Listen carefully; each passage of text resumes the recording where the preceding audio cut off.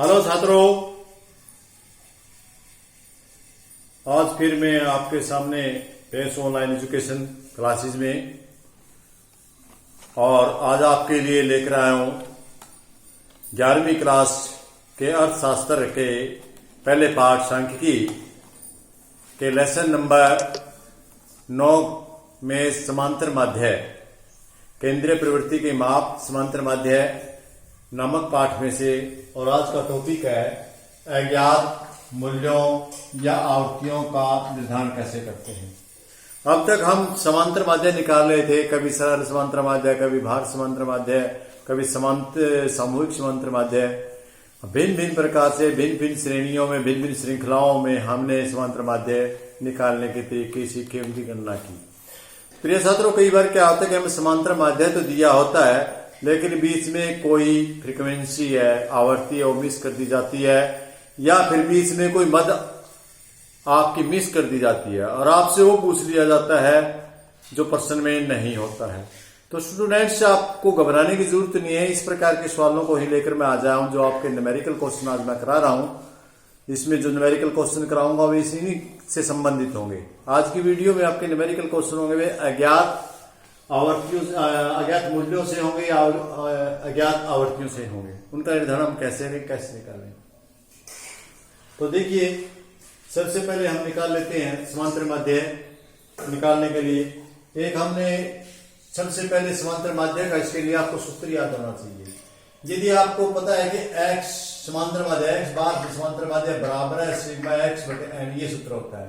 इस सूत्र को हम इस प्रकार भी लिख सकते हैं x, क्योंकि यदि हम इसकी गुणा कर दें n बराबर सिग्मा x, ये दोनों बराबर हैं, ये बराबर है, ये दोनों चीजें एक ही हैं, दोनों इनकी गुणा करेंगे बराबर आएगा। यदि हमने निकालना है नंबर, क्या निकालना है, आवर्ती निकालनी है। आवर्ती निकालने तो कैसे निकालेंगे, इसमें हमने मूल्य निकालना है कोई, तो कैसे निकालेंगे। या मान लिया हम निकालना है x, हमने सिग्मा ये निकालना है। इसमें से यदि हमको निकालना है, हमें ये इधर जाएगा, इसमें से ये इसके भाग में चला जाएगा। ये है आपका, यदि मैं इसको आर पार गुणा करें, इसको आर पार भेजें, तो इसके साथ इसके बटन में 1 है, और यदि इनमें से एक निकालना है, ये इसके गुणा में चला जाएगा, और यदि ये निकालना है तो इसके साथ ये गुणा हो जाएगा। और यदि हमने n निकालना है तो n ये हमारा, तो ये हमारा नीचे है, इधर जाके ऊपर हो जाएगा। ठीक है, क्योंकि नीचे तो ऊपर जाएगा, ये ऊपर है तो हमारा ये सिग्मा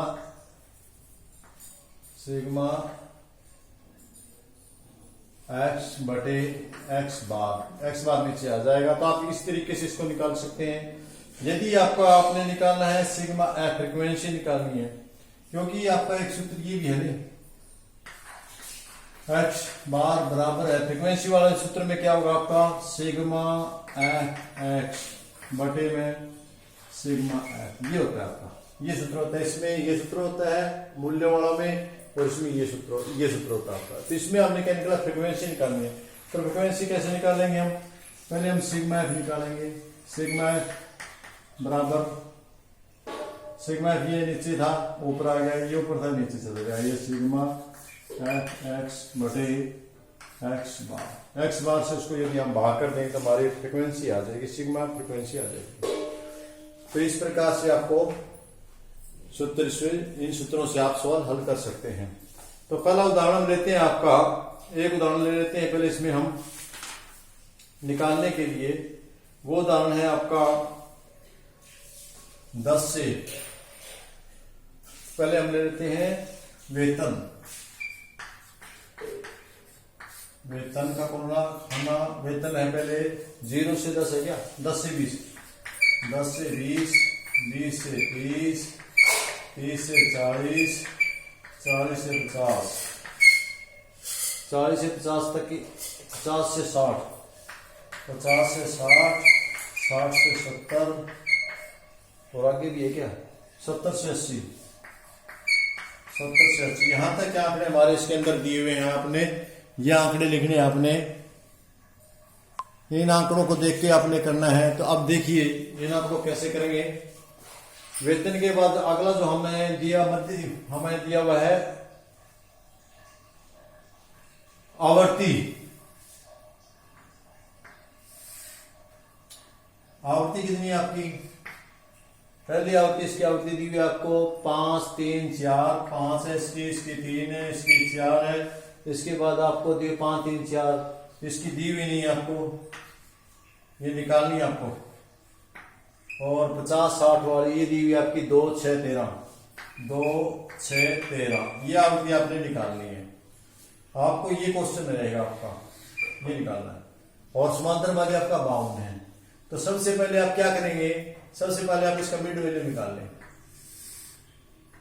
मिड वैल्यू निकालने के लिए आपको पता है कि बीच के दोनों दो ऑपरेटर दोनों को जोड़ करके 10 और 20 15 15 आ जाएगा। 10 और 20 30, 30 को यदि 2 से भाग देंगे तो आपका कितना आएगा 15, इसका 20 और 30 50 25, इसका 70 का 35 दूनी 70, 45 दूनी 90 और 55 दूनी 110 और 65 दूनी 130 और 75 दूनी, ये आपका मध्य पॉइंट आ गई, आपकी मिड वैल्यू आ गई। तो आप मिड वैल्यू निकाल लिया आपने, फ्रीक्वेंसी निकाल लिया आपने एफएम निकालना है।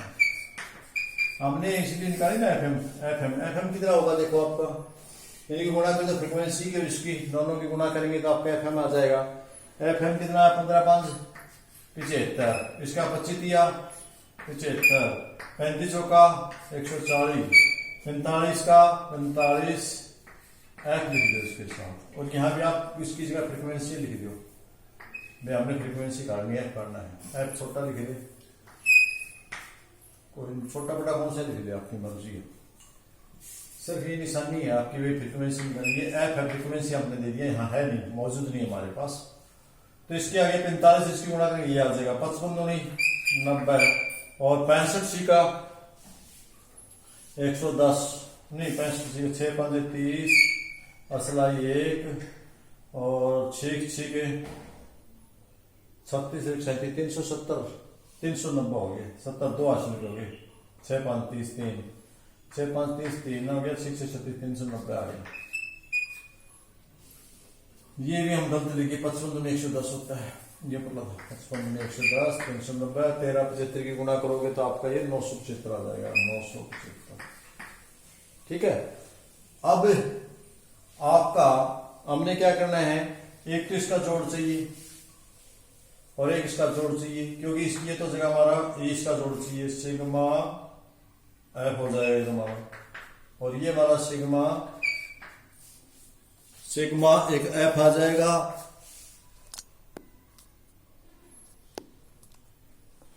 सिग्मा एफ कितना आपका होगा, आपका जोड़ो 5 और 3 8 4 12 12 और 2 14 26 20 और 3 33, तो ये आपका आया 33 जमा में एफ, ये चीज आ गई आपकी। यदि आप इसको जोड़ेंगे तो आपका आया 33 जमा में एफ।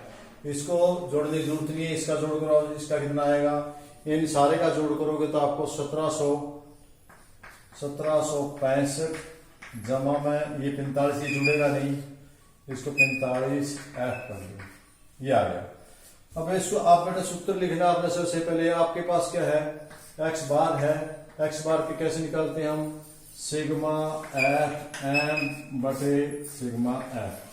तो हमारे पास ये हमारे पास मान है, ये है, इनमें से देखो कौन सा मान फ्रीक्वेंसी नहीं है, इसमें सारे मान है, सारे मान फिट कर दो। इसका मान कितना है हमारे पास 52, यहां हमने 52 ले लिया, बराबर इसका मान हमारे पास कितना है, इसका मान आपके पास है 1765 जमा में 45 एफ, और सारे का बटा, इस सारे का बटा कितना आ गया, इसके सिग्मा एफ कितना है आपका, सिग्मा एफ आया आपका 33 जमा में एफ।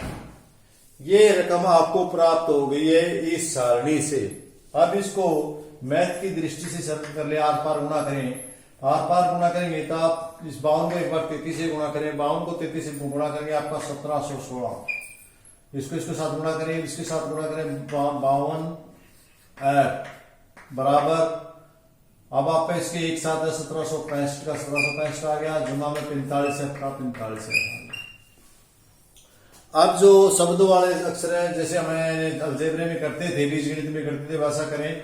इस संख्या को और इस संख्या को एक तरफ लिए हैं, ये 52F यही है, 45F इधर आके माइनस का, जब माइनस 45F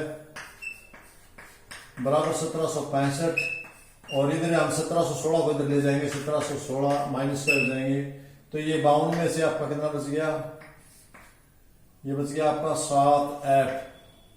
7F बराबर आपका 1749 आ गया, और 7 बराबर F बराबर कितना आ गया आपका, बराबर 49 7 7 49 7 आ गया।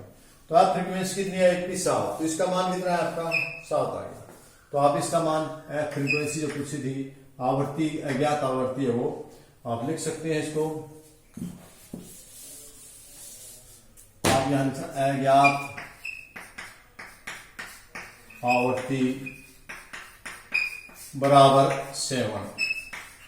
इस प्रकार आप कोई भी आवर्ती जो आपके पास नहीं है, उसको आप सूत्र का माध्यम लगा करके आप उसको सरलता से आसानी से कर सकते हैं। यह सिर्फ आपको उसका सूत्र याद होना चाहिए, किस फार्मूले से आपको सवाल निकाला है। इसके बाद एक और सवाल हम कर लेते हैं। ये तो हमने किया आवर्ती की बात, यहां हमने आवर्ती और मूल्यों की बात करी थी। आवर्ती निकाले, मूल्यों को कैसे निकालते हैं, मूल्यों को और निकाल लेते हैं। हम एक सवाल कर लेते हैं उसका।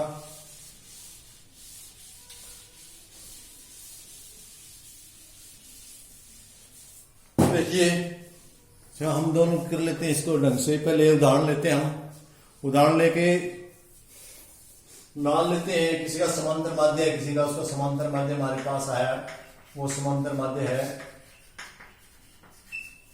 समांतर माध्य 115.86, ये हमारे पास समांतर माध्य है, जो सारणी है। और सारणी क्या है, सारणी हमारे पास वेतन लेते हैं पहले, वेतन, और दूसरा हमारे पास संख्या, व्यक्तियों संख्या, व्यक्तियों की संख्या, जिसको हम F बोल लेंगे, इसको हम X बोल लेंगे। तो X कितना है आपका, ये मैंने 110 लिया, 110, ये हमने 110 का 25 ले लिया, और इसकी संख्या थी 110 वेतन लेने वाले 25 आदमी हैं, 112 रुपए लेने वाले 17 हैं, और 112 के बाद 113 लेने वाले 13 व्यक्ति हैं, और 117 लेने वाले वो 15 व्यक्ति हैं, और ये पता नहीं कितना है मूल्य, इसका नहीं पता ये कितनी लेने वाले हैं। ये व्यक्ति भी हैं 14 व्यक्ति ऐसे हैं जिनका हमें पता नहीं कि कितनी तनख्वाह ले रहे हैं। इसके बाद 125 रुपये लेने वाले हैं, वे 8 हैं, और 128 रुपये लेने वाले हैं, वे हमारे 6 हैं, और 130 रुपये वेतन पाने वाले जो है वे हमारे 2 हैं। स्टूडेंट्स, ये सारणी आपकी दी हुई है, आपको किसी कुछ क्वेश्चन में दी हुई मिलेगी, आपको ये सारणी क्वेश्चन में दी हुई मिलेगी, ठीक है। अब इसके बाद आपने क्या करना है, सबसे पहले तो आपने इसको देखना है कि किससे कौन से फार्मूले, कौन से अज्ञात मध्य क्या है। इसमें अज्ञात मध्य को मान लीजिए आप क्या मानेंगे, कुछ भी मान सकते हैं, X मान सकते हैं, और कुछ मान सकते हैं, मान लिया अज्ञात मध्य है वो आपकी X है, क्योंकि जो हमने निकालना होता है उसको हमने मान के चलना पड़ता है कि क्या हमारे सवाल में क्या नहीं है। तो हम मान लेते हैं कि जो अज्ञात मध्य है वो हमारे अज्ञात मध्य क्या है, अज्ञात, हम मूल्य की बात करें, मूल्य कहें, मूल्य या मध्य, वो हमारी X है, ये मान लिया आपने, ठीक है। तो X मान लिया आपने। अब सबसे पहले आप क्या करेंगे, सबसे पहले आप इसकी सारणी बना लेंगे कि हमें चाहिए क्या, हमें चाहिए fx, xf के लिए fx कह सकते हैं, हम दोनों में से कुछ भी कह सकते हैं, इसे fx भी कह सकते हैं। तो इन दोनों fx में इन दोनों गुणा कर दें, इन दोनों गुणा करेंगे, आपको मूल्य प्राप्त होगा 2750। कितना होगा, 2750। इसके बाद आपको कौन सा है, अगर 17 कितने से 17, इसको भी आप गुणा करेंगे, आपको मूल्य प्राप्त होगा 1904। इन दोनों की गुणा करेंगे, आपको आएगा 1904। यदि आप 113 को 13 से गुणा करेंगे तो आपका आएगा 1469। और इसके बाद यदि आप गुणा करते हैं 117 को 15 से आएगा 1755। और इसके बाद हमारा क्या है, x आ गया, हमने यहाँ x रखा था, तो x की और इसकी गुणा करेंगे हमारा मान क्या आएगा बताओ, आप बता सकते हैं, आसान सी बात है, 14x हो जाएगा। x छोटा ले बड़ा वो अपनी मर्जी है, हमने छोटा x ले लिया ताकि काट ये इसको गुणा समझ जाएगा। 14x ये हो गई।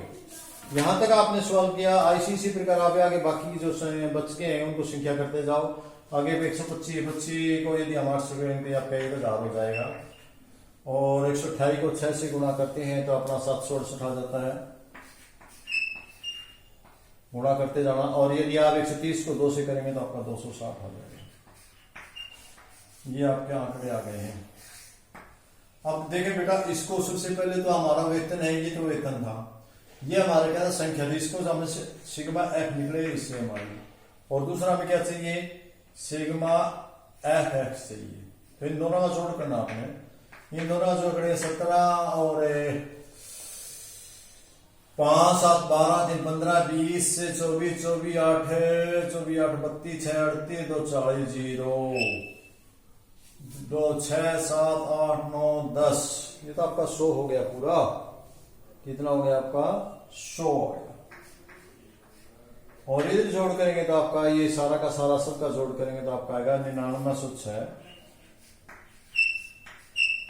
और ये संख्या नहीं जुड़ेगी बीच में आपकी, प्लस में 14x, इसको इस प्रकार जोड़ेंगे। ये आ गया आपके पास। अब सूत्र की सहायता ले आपके पास सूत्र क्या है, x बार बराबर है सिग्मा एफ एक्स बटे sigma F. Sigma F x कितना है, अब इसमें मान भर दें। ये चीज हमारे पास है 115.86 बराबर, ये क्या क्या मान हमारा, ये मान हमारा 99 108 जमा में 14x और बटे में हमारे पास है 100। इसका एक है बेटा, आर पार गुणा करेंगे, इसके साथ गुणा करेंगे तो इसकी 10 वाला खत्म हो जाएगी, 11586 हो जाएगा, ये 100 खत्म हो जाएगा इसके का।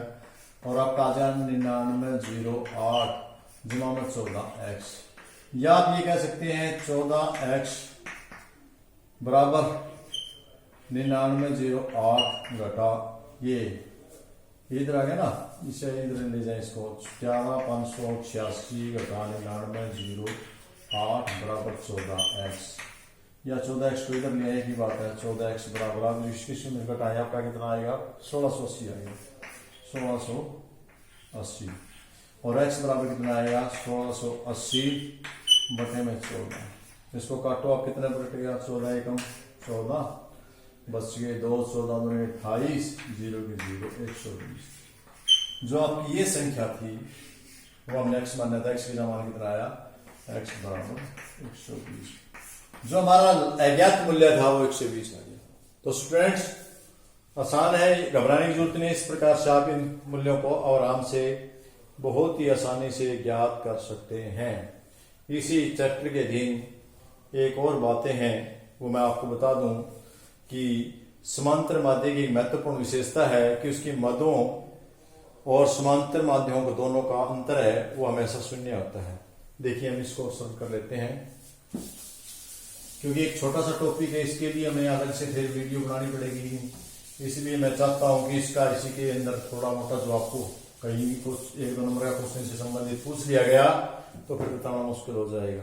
देखिए यहाँ मदे है आपकी x, वह है आपका 10 20 40 50, 10 20 30 40 50। और आपके पास x बार कितना है, x बार कितना आपका 30, समांतर माध्य 30 है। समांतर माध्य इसका निकालेंगे, आपका कितना है, इसका आया है 150। 150 का यदि इकाई कितनी है आपकी, ये तो आ गया आपका सिग्मा x। और n कितना है आपका 1 2 3 4 5 है। तो x बार कितना है आपका 150 बटा 5 30, ये आपका 30 आ गया। तब आपके पास एक्स बार कितना आया 30 आ गया। अब आप पहली मद है इसमें से सारे हमकी मद है एक्स माइनस एक्स बार करें, ये एक्स बार है, हम एक्स बार करें तो आपका जो उत्तर आएगा वो 0 आएगा। क्यों आएगा 0? ये 0 आता है, ये इनका जोड़, इसको घटाते जाए, इसको घटाएंगे तो हमारे पास कितना था 30, 10 घटा 30, 10 घटा 30 बराबर माइनस के 20 घटा 30 माइनस के 10, 30 घटा 30 बराबर 0, 40 घटा 30 बराबर 10, 50 घटा 30 बराबर 20। अब घटा घटा के जोड़ दो और जोड़ जोड़ के जोड़ दो, ये भी 30 है और ये भी 30 है, तो इन दोनों का 0। मैं जो यह बात समझाने का ये प्रयत्न कर रहा था कि यदि इनका हम जोड़ कर दें सिग्मा एक्स माइनस एक्स बार का जोड़, इसको घटा के जोड़ कर दें तो वो आपका बराबर 0 आएगा, क्योंकि इन सभी इकाइयों का ही समांतर माध्य निकला है। ये समांतर माध्य में से हर इकाई में से यदि हम समांतर माध्य को घटाएंगे, हर इकाई में से समांतर माध्य घटाएंगे, उसका जोड़ करेंगे तो वो हमेशा 0 आएगा। हमेशा ध्यान रखना कुछ भी अंक होते हैं। तो ये आज थे आपका छोटा सा टॉपिक, और इसके साथ समांतर माध्य की आपको मैंने शुरू में ही बता दिए थे कि समांतर माध्य के गुण क्या होते हैं, या सरल होते हैं, निश्चित होते हैं, सभी मूल्य पर आधारित होते हैं। इनका बीजगणितीय विवेचन है, जैसा कि हम पिछले 2-3 घंटे से कर रहे हैं, 2-3 वीडियोज में किया है। ये शिथिल मूल्य निकलते हैं, निकले जिसकी हम गणना सही कर सकते हैं, और इसकी तुलना में ये बड़े आधारदायक है, शुद्धता की गारंटी है। अवगुण क्या है इसके? अवगुण ये है कि सीमांत मूल्य का प्रभाव ज्यादा पड़ता है, इसके बारे में हमने पहले बताया। और दूसरा, सदैव इसका प्रतितव मूल्य हो या कोई जरूरी नहीं है, कई बार हास्य पर भी निष्कर्ष निकलते हैं। मैंने पहले पीछे की वीडियोज में इसके बारे में आपको बताया था, और कई बार अनुपयुक्त और गलत निष्कर्ष भी ये दे देते हैं। तो इस प्रकार छात्रों, हम आज इस चैप्टर का इसी के साथ समापन करते हैं। यदि आपने विस्तृत अध्ययन करना है तो आपने एक बुक उठाइए और बुक में से उठा करके कीजिए। यदि आपको किसी प्रकार की कोई दिक्कत महसूस होती है तो मुझे कमेंट में अवश्य लिखेंगे। तो मैं अक्षमा प्रार्थी चाहूंगा कि आप लोगों का ज्यादा समय लिया, और इसी के साथ मैं अपनी वाणी को विराम देता हूं। धन्यवाद।